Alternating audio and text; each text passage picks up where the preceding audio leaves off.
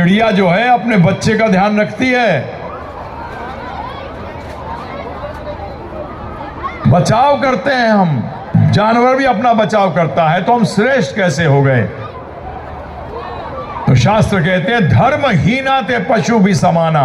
जो धर्म से हीन है वो पशु के समान है। और धर्म की शुरुआत होती है कि मैं आत्मा हूं, शरीर नहीं हूं। यह धर्म की शुरुआत है। अब मैं आत्मा हूं, मुझे अब मेरा उद्देश्य है कि मैं अपने भगवान श्री कृष्ण के साथ अपना संबंध वापस स्थापित करूं। यह है उद्देश्य इस शरीर का। इसलिए हमें यह मनुष्य शरीर प्राप्त हुआ है। आप लोग सब भाग्यशाली हैं जो आपको मनुष्य शरीर प्राप्त हुआ है, क्योंकि बाकी योनियों के अंदर आप भगवान के साथ नहीं जुड़ सकते। सिर्फ ये मनुष्य शरीर में आप भगवान के साथ जुड़ सकते हो। और जुड़ने का अर्थ समझिएगा।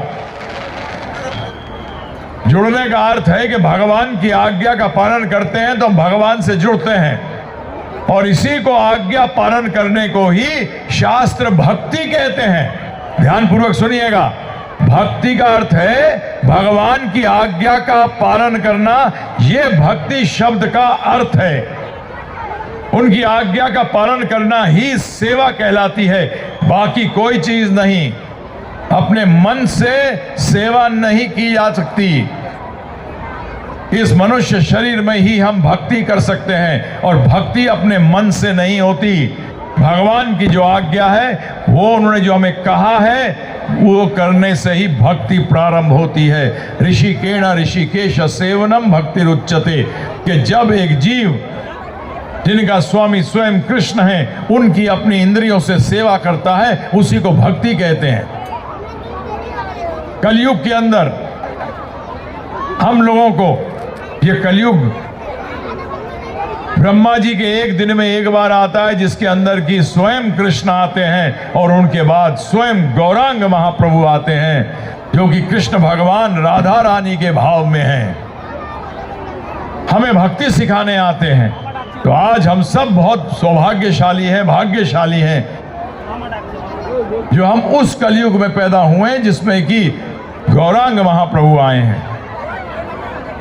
तो मैं आपसे हाथ जोड़कर विनती करता हूं, इस मनुष्य शरीर को जाया मत करिए, वेस्ट मत करिए, वेस्ट मत करिए। मैंने आपको बता ही दिया है कि चुटकियों में जीवन समाप्त हो जाता है। चुटकियों में, ज्यादा समय नहीं है। तो इसीलिए अब प्रश्न उठता है कि भक्ति कैसे शुरू करें? तो भक्ति शुरू होती है श्रवणम कीर्तनम से। श्रवण और कीर्तन। कीर्तन का अर्थ क्या है? भगवान की गुणगान करना। कीर्ति, कीर्ति का मतलब होता है यश। भगवान के यश का गुणगान करना ही कीर्तन कहलाता है। कीर्तन सिर्फ गाना बजाना नहीं होता, वो तो है ही कीर्तन। साथ में जो हम भगवान की चर्चा कर रहे हैं, उनका गुणगान कर रहे हैं, ये भी कीर्तन है। और आप लोग जो सुन रहे हैं, आप भी कीर्तन में सम्मिलित हैं, क्योंकि कीर्तन, श्रवण और कीर्तन दोनों साथ साथ चलता है। तो आज मैं आपसे बताता हूं कि कली संतरण उपनिषद के अंदर, कली संतरण उपनिषद, कली का मतलब कलयुग, संतरण का मतलब जो तारता है, उस उपनिषद के अंदर नारद जी ब्रह्मा जी से प्रश्न कर रहे हैं कि कलयुग के जीवों का उद्धार कैसे होगा, क्योंकि इनका वेदों के मंत्रों पर अधिकार नहीं है।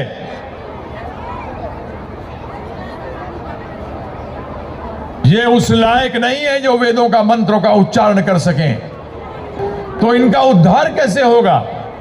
तब ब्रह्मा जी ने जवाब दिया, हरे कृष्ण कृष्ण कृष्ण हरे हरे, हरे राम राम राम हरे हरे। आगे कहते हैं ब्रह्मा जी, इति षोडशकम नाम। षोडशकम का मतलब होता है 16। ये जो 16 नाम दिए हैं, इति षोडशकम नाम कली कलमश नाशनम। कलयुग में सारी गंदगी को नाश कर देगा, सारी उन चीजों को नाश कर देगा जो हमें भगवान से जुड़ने में सहायता नहीं कर रही है।